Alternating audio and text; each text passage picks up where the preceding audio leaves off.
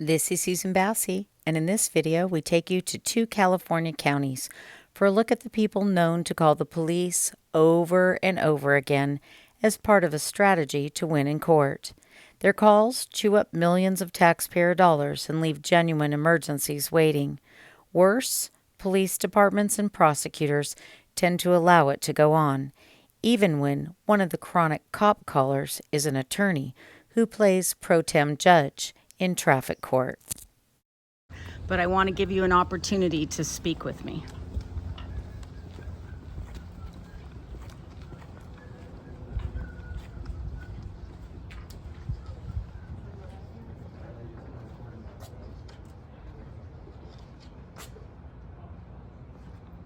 Certainly, everyone has a right to speak to the press or the police.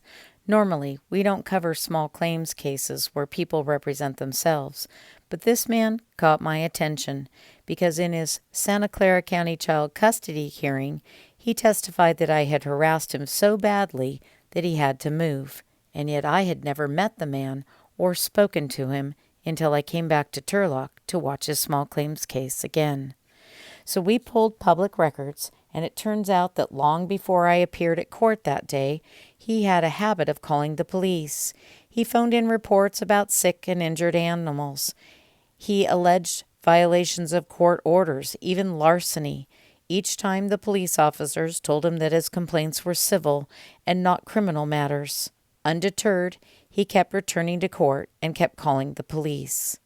This is the behavior I saw after one of his court hearings, where we watched his hearing, but our media request was denied. Mr. Aga, do you want to talk about the body cams you were talking about in court today? Because you told the judge that those body cams said something that I don't believe they said.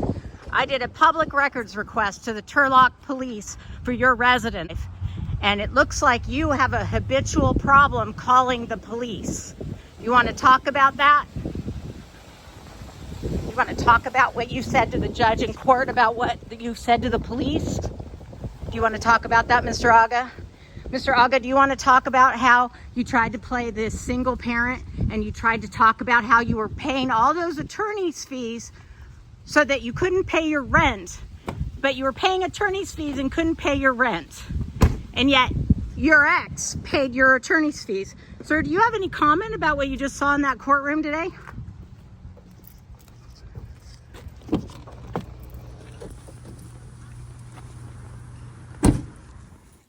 We take you now back to video that we did with Mark the process server at the end of last year, because the man in the video that you saw earlier tends to associate with and hire divorce attorneys who do the same thing that he does, call the police over and over again, or get extremely offended and upset when they get served with a subpoena, despite the fact that they serve subpoenas on people every single day. Oh, you accept service, ma'am? You already served me on Thursday. Get off my fucking porch. The unhinged woman slamming the door on Mark the process server, that's Jessica Huey Gregg. She's regularly appointed to represent children in their parents' divorce case in a position otherwise known as minors' counsel. She also acts as a private judge, but conceals what it really is by calling herself a parenting coordinator. And in her own divorce case, she was represented by divorce attorney Nicole Ford, who's had a pattern and practice of calling the police on me on at least 10 different occasions. She's very much like the gentleman you saw at the beginning of this video. This because I want to make, and you're recording it as well, I am assuming. Absolutely. Not surprisingly, the day after several of us went to Turlock to cover that small claims case where Nicole Ford's name had come up, Nicole Ford was at it again, calling prosecutors and police officers, and this time I recorded the call. Okay, so Brian Welsh asked you to call me and ask me one question.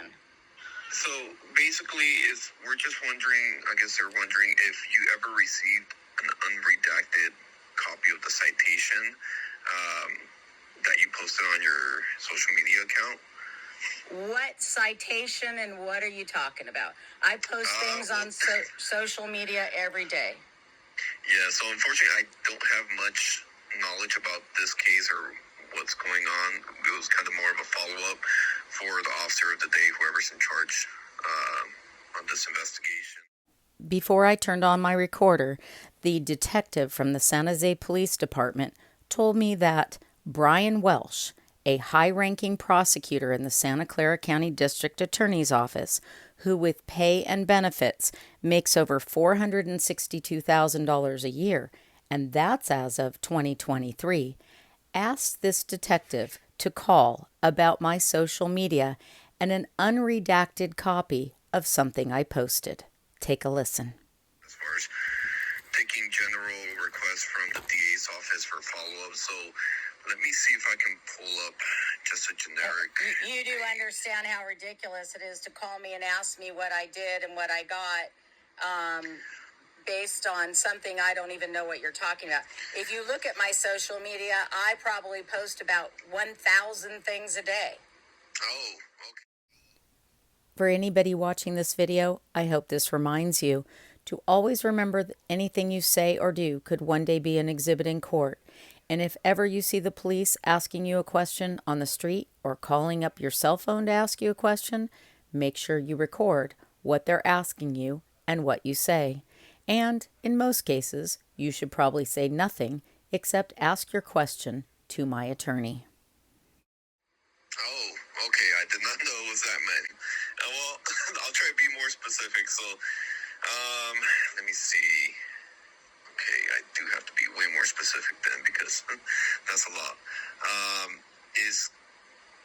Okay, so just to confirm, cameras in courtrooms, is that the, or I guess, tagline? So it's on my Twitter account. Okay. Apparently, the only thing that gets attorneys more upset about my recording them getting served with a subpoena is my posting on social media about them, which I do frequently. And it's also good to know that the San Jose Police Department knows how to read a Twitter handle when that Twitter handle is entitled Cameras in Courtrooms. So on that one, you had a post. Let me see. I don't think it has the date on here, but it does have something stating Miners Council and Alameda County, Nicole Ford, got driving while on a cell phone ticket. She was driving BJ Fatum's car on a Sunday. So it was, I guess, a citation that, let me see, I'm not sure, an attorney received, and it posted her name, basically all the generic information from a citation. Is it redacted? Yes, there is a, so if the name, or let me see, we got the numbers redacted from the street. We have her address redacted. So you're asking me if I have an unredacted copy and I did my ethical job as a journalist and redacted it. Is that what you're asking me? Correct. The law on this is pretty clear. News gathering activity of a journalist is protected speech under the First Amendment, and under Evidence Code 1070 and California's Constitution, journalists don't have to provide their unpublished journalistic work, meaning we don't have to tell anybody where we get the information. But I did get this information from a public court file. I redacted Miss Ford's birth date and her personal information, but it was newsworthy because Nicole Ford is appointed as a pro tem judge in traffic court, and she received a traffic ticket for being on her cell phone while driving the car of another divorce attorney, BJ Fatum.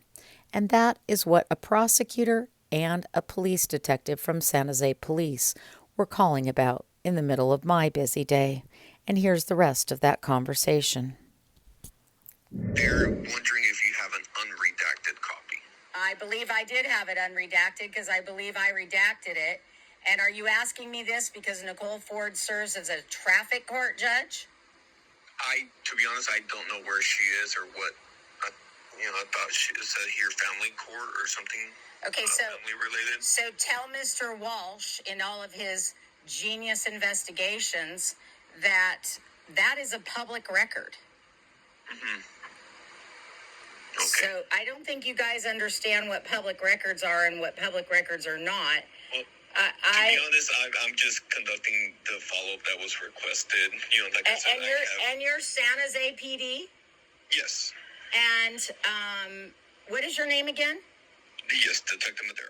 While I was unable to find a Detective Madera in Transparent California records, I was able to find a Jose Madera Arroyo, who was a police officer back in 2023, and back then his pay and his benefits were nearly $300,000 a year. And so after this phone call, I sent an email to the district attorney, to Mr. Welsh, and to the mayor of San Jose, asking if this is how public resources from San Jose taxpayers should be being spent. And Detective Madera, have you had any other calls related to why did not Brian Walsh not just call me himself and ask about this? So generally when reports are made with San Jose Police, if there is follow-up that is required, typically they send it back to the original agency to conduct a follow-up. In this case, because I was the officer of the day, they kind of just request that individual to conduct that follow-up. If it's something that's assigned to a specific detective, then they'll ask that detective to go ahead and conduct that follow. So typically, most of the time at least, it'll work out in that way where they just send us a request, we'll do that follow-up, and then we'll forward over that follow-up. And that's kind of what happened today. I have no other connections to this case or what's going on with this investigation. It was my understanding that she was stopped in the jurisdiction up in Los Altos, not in San Jose. So I don't understand why San Jose PD is calling me and why San Jose PD resources are going to research and investigate, given how much the detectives at the DA's office are paid, which is well over $500,000 a year. So you can see that I'm a little bit curious about your call. Absolutely. And you have all the right to be curious. I mean, that's understandable. But that was pretty much all the information or all the questions that they had. So I think we're good for today. I will go ahead and just update this and forward that message that you requested me to forward to him. And yes, you have a good day. Please tell Mr. Welsh that I'm aware that Nicole Ford is acting as a commissioner in traffic court as a pro tem judge. And that means she's hearing traffic tickets, and her having a traffic ticket driving another divorce attorney's car is relevant to how that ticket was handled. And if you're calling to find out if I did my job as a journalist ethically, I could have posted that without redacting it. I did not do that. Okay. I'll go ahead and forward that message. You have a great day. Thank you very much. I appreciate your call. Bye-bye. Of course. Bye-bye. No, she's standing. Oh, you accept service, ma'am? And I'll You just... already